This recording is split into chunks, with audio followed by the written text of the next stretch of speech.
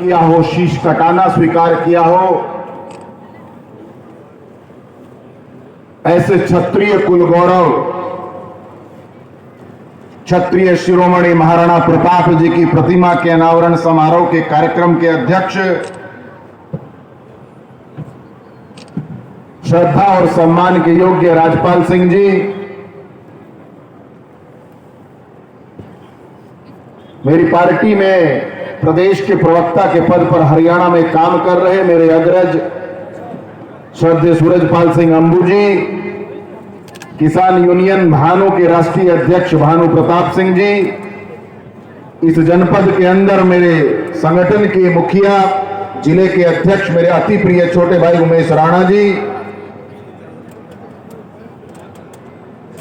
आप सब जिनको बहुत स्नेह करते हैं, जिनकी बातों को आपने बड़े ध्यान से सुना, ऐसे भाई शेर सिंह राणा जी, करनी सेना के प्रतिनिधि के रूप में हम सब के बीच में राष्ट्रीय अध्यक्ष के प्रतिनिधि के रूप में पधारे भाई महिपाल सिंह मकराना जी, इस क्षेत्र के लोकप्रिय और यशस्वी विधायक भाई धर्मेश तोमर जी, इस ब्लॉक के ब्लॉक प्रमुख भाई निशांत सिसोदिया जी, आदरणीय नरेंद्र सिंह सिसोदिया जी, राष्ट्र कवि के रूप में जिनकी पहचान है ऐसे गुणवीर राणा जी, और इस कार्यक्रम के अंदर उपस्थित जिनका विगत कई वर्षों से हमें मेरे संगठन में मार्गदर्शन मिलता रहा,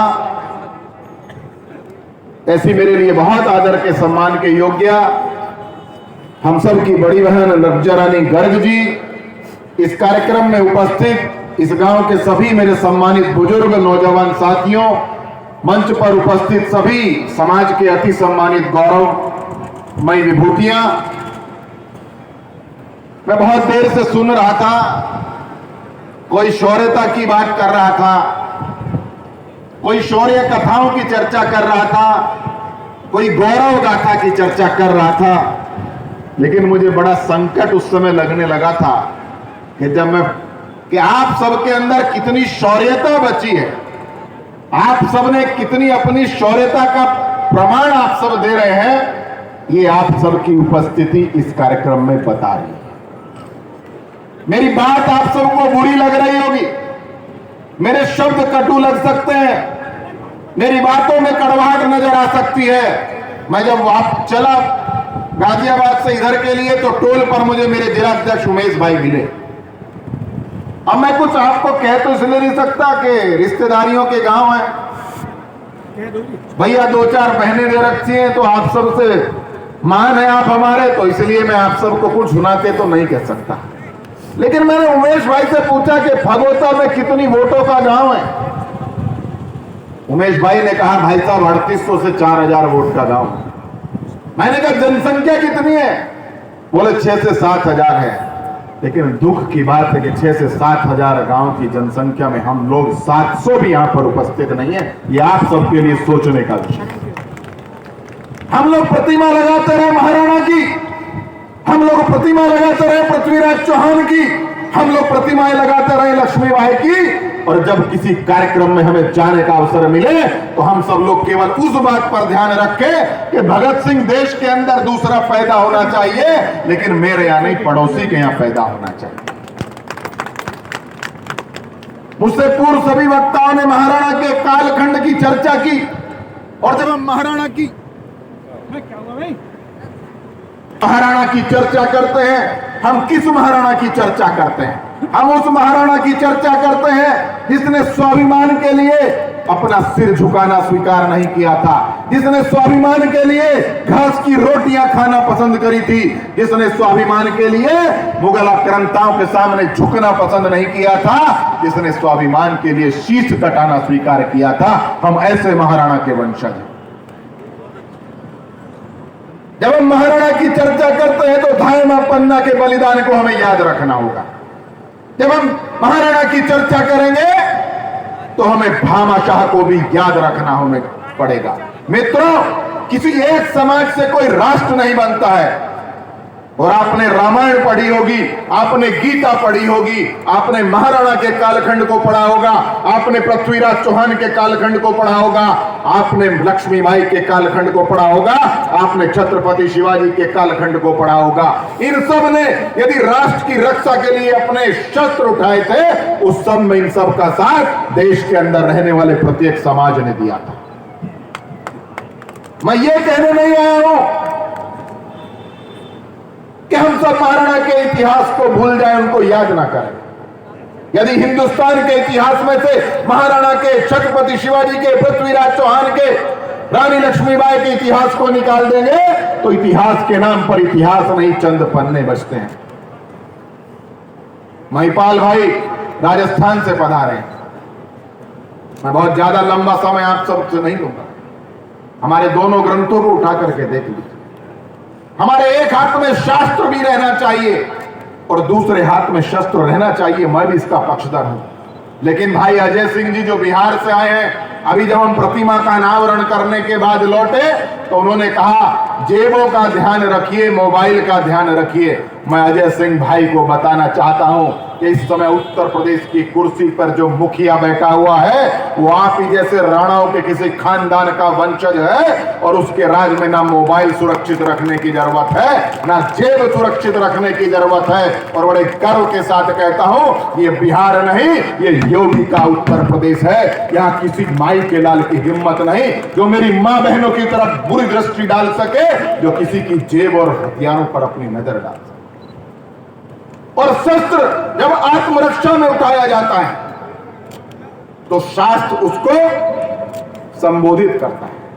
भगवान राम की मैं भगवान राम का उदाहरण आपके सामने दूं। मैं उनके कुल से आया हूं, रघुकुल में मेरा जन्म हुआ है। जब भगवान राम रामेश्वरम में जाते हैं, हम सब के आराध्य भगवान शिव की स्थापना रामेश्वरम में करते हैं। उसके बाद आग्रह करते हैं हाथ जोड़ करके समुद्र भगवान से। उनको लंका जाना था, शास्त्र के हिसाब से उन्हें पूजा अर्चना की, उन्होंने मान मुनव्वल की समुद्र देव भगवान की। समुद्र देव भगवान ने उन्हें मार्ग नहीं दिया। लेकिन जैसे ही रघुकुल नंदन मर्यादा पुरुषोत्तम राम ने प्रत्यंचा पर तीर चढ़ाया तो स्वयं भगवान समुद्र प्रकट हो गए थे और उनको मार्ग दे दिया था। ये शास्त्र और शस्त्र दोनों इतिहास से जुड़े हुए। लेकिन हम सबको अपनी आने वाली पीढ़ी को बताना होगा। और मैं तो आग्रह करता हूं आप सबसे, आप सब क्षत्रिय कुल शिरोमणि महाराणा प्रताप के यहाँ वंशज बैठे हैं। ये पूरा 60-84 सिसोदिया वंश की कर्मस्थली है।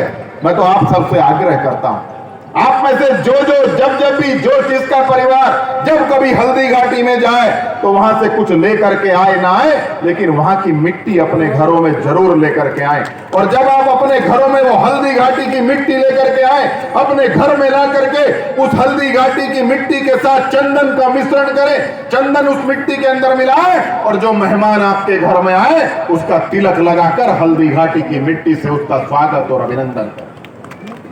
हमारी आने वाली पीढ़ियां भूल जाएंगी कौन महाराणा प्रताप थे, कौन छत्रपति शिवाजी थे, कौन पृथ्वीराज चौहान थे, कौन रानी लक्ष्मीबाई थे, कौन मर्यादा पुरुषोत्तम श्री राम थे।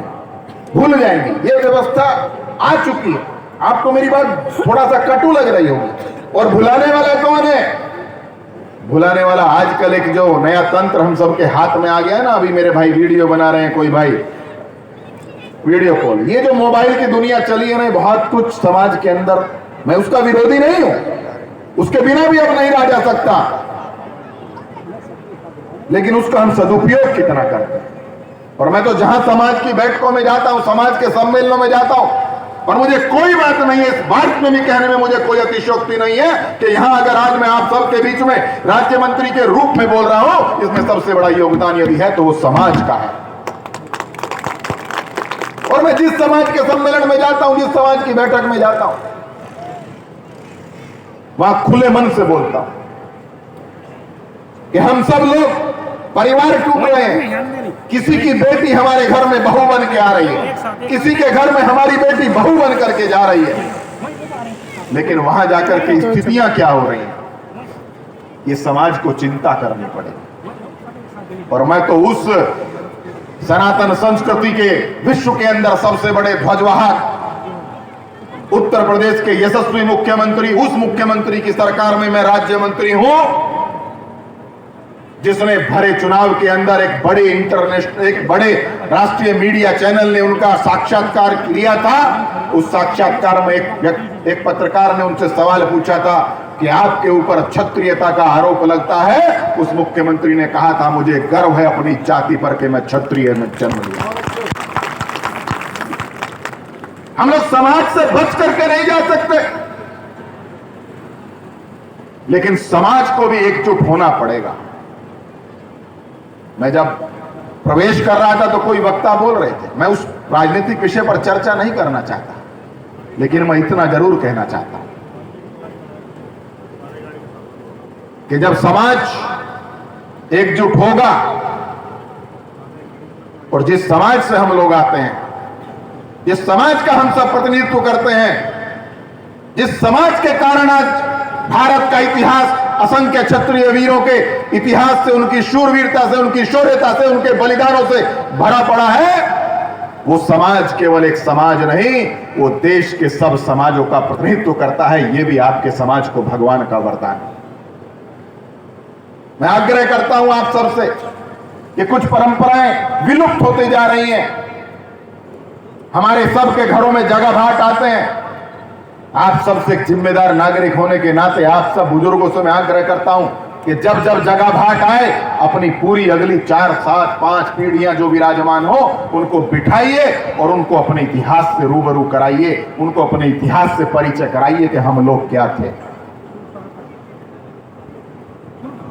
मेरी बेटी को जिस दिन पता लगा, क्योंकि मेरा जन्म पुलस्त वंश में हुआ है, मैं पुंडीर हूं, तो जब मेरे घर में जगह भाट आए, मैंने पूरे परिवार को बिठाया,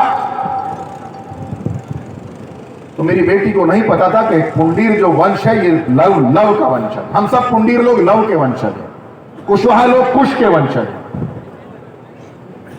समस्त सिसोदिया वंश महाराणा प्रताप का वंश है। लेकिन आने वाली पीढ़ियों को ये बताएगा कौन? ये जिम्मेदारी भी हमारी है। और मैं तो और बढ़ के कहता हूं, मैं तो और बहुत खुले शब्दों में बोलता हूं, और चाहे राष्ट्र रक्षा का मंच हो, चाहे राजनीतिक मंच हो, चाहे सांस्कृतिक मंच हो, चाहे समाज का मंच हो, मैं खुल के बोलता हूं और मेरी बात को कोई काटने की ताकत भी नहीं रखता।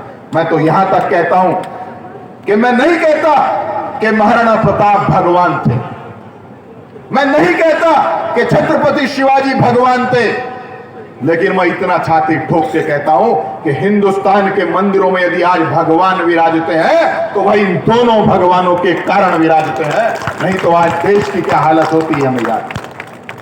मित्रों, आप सब ने अपने इस गांव की अगली पीढ़ी को संदेश देने के लिए क्षत्रिय कुल शिरोमणि महाराणा प्रताप की एक भव्य, दिव्य, अद्भुत, अलौकिक, अप्रतिम, अद्वितीय प्रतिमा का लोकार्पण आज हम लोगों ने यहां किया है।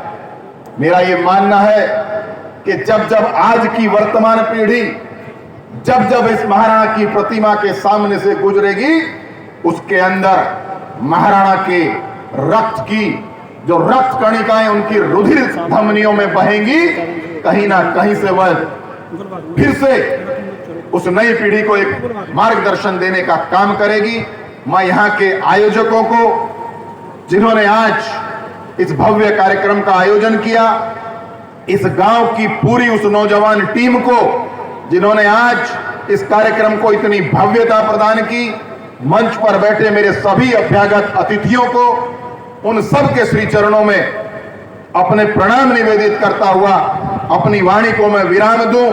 इससे पहले आप सब जानते हैं कि जिस महाराणा के बारे में एक मुस्लिम कवि हुए हैं वाहिद, उन्होंने बहुत अच्छा एक छंद कहा था कि द्वंद्व कहां तक पाला जाए, द्वंद्व कहां तक पाला जाए, युद्ध कहां तक टाला जाए, तू भी है राणा का वंशज, फेंक जहां तक भाला जाए, दोनों तरफ लिखा हो भारत, सिक्का वही उछाला जाए। इन्हीं शब्दों के साथ आप सब ने इतना मान दिया, सम्मान दिया, इस गांव के सभी बुजुर्गों के प्रति, इस गांव के सभी नौजवान भाइयों के प्रति हृदय से, अपनी ओर से, अपनी उत्तर प्रदेश सरकार की ओर से आप सबके प्रति अपनी बहुत बहुत शुभकामनाएं प्रेषित करता हूं। और चूंकि आप सबके प्यार से, आप सबके सहयोग से, आप सबके संबल से, आप सबके अनन्य आशीष शुभाशीषों से हम सब विधायक बने, मैं राज्य सरकार में मंत्री बना। यदि मैं आप सबको किसी प्रकार कभी कोई ऐसा संकट आए कि आप सबको मेरी जरूरत पड़े तो मैं सदैव आपका स्वागत करूंगा, दोनों बाहें फैला करके आपका स्वागत करूंगा। इन्हीं शब्दों के साथ आप सबका हृदय से बहुत बहुत धन्यवाद, बहुत बहुत आभार। एक साथ दोनों हाथ ऊपर उठाकर मेरे साथ जोर से बोलिए, वीर शिरोमणि महाराणा प्रताप की जय, वीर शिरोमणि महाराणा प्रताप की जय, वीर शिरोमणि महाराणा प्रताप की जय। बहुत बहुत धन्यवाद, बहुत बहुत आभार। मैं वो भूल गया था कि एक मांग आई थी, हालांकि वो सड़क और उसके अलावा भी और कई सड़कें आपके क्षेत्रीय विधायक और आपके जिलाध्यक्ष जी ने मुझे दे रखी हैं, लेकिन मैं जिस मार्ग से आया हूं मुझे अभी उस मार्ग की कैटेगरी नहीं पता। मेरे यहाँ 4 प्रकार की सड़कें हैं, एक ग्रामीण मार्ग है, एक अन्य जिला मार्ग है, एक जिला मार्ग है, वो राज्य मार्ग है। तो वो किस कैटेगरी की है मुझे अभी ये नहीं पता है, लेकिन मैं इतना विश्वास दिला के जा रहा हूं कि मेरे पास ये प्रस्ताव पूरा लिखित रूप में विधायक जी से मैं ले लूंगा और आपकी सड़क का चौड़ीकरण कराएंगे और फिर कभी जब बुलाएंगे तो चौड़ी सड़क पर आएंगे। बहुत बहुत धन्यवाद, बहुत बहुत आभार। थोड़ा सा मंत्री जी, थोड़ा सा और आपके आगे जाए सब लोग ले आइए, सब मंच पर थोड़ा सा जगह देते हैं। सभी माननीय अतिथि थोड़ा सा पीछे हट जाए, मंच पर जगह हो जाएगी ताकि हमारे कार्यकर्ता आपका सम्मान कर सके, आपको अपनी भेंट प्रदान कर सके। यह सभी कार्यकर्ताओं को अनुरोध है वहाँ आए और सबको अपने